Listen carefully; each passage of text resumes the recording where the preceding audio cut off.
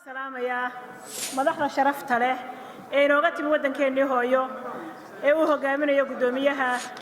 كوبات محمد كاهن أكبر دي سلام يا دمانتي بوحد له السلام عليكم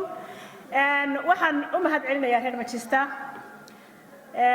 يو أبا من حفظ قرطة بدر يسوع أبا بقولنا هذه أكبر دي كم هاد علنا يدين كنا حق الله يا هاي thank you waxaan rabaa oo kaliya anigu inaan ka hadlo maadaama waqtiguna yar yahay runtii inaan u fariin u gudbiyo dadka reer Sanaag oo ay ku soo socoto Yosol oo ay ku soo socoto kaar qaadashadii runtii xoogaa cabashahina ay jirto waxaan codsanayaa in commissionka iyo gobolka Sanaag oo aad moodo xoogaa inay isku yar cakiran yihiin xagga dhalinyaradii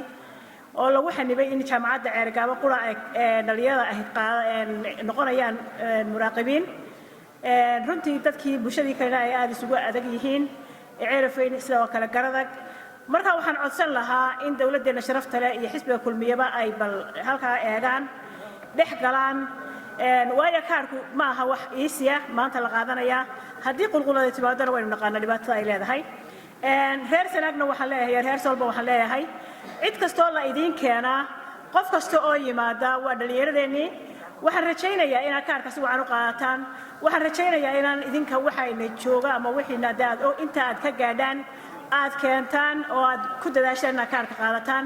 muhiim ma aha inaad tirahdaan kaarka waanu qaadacaynaa maadaama dhalinyaradeedii la qoran waxaa muhiima inaad kaarka qaadataan waayo maanta Muuse Biixi codka kaliya ee uu ku naaloonaya waa codka gobolka Sanaag iyo Sool marka reer Sanaag waxaan leeyahay maadaama halkii aynu nafsiga ka sugaynay kulmiye halkaynu ka sugaynay oo Muuse Biixi Cabdi yahay kaarka si wacan u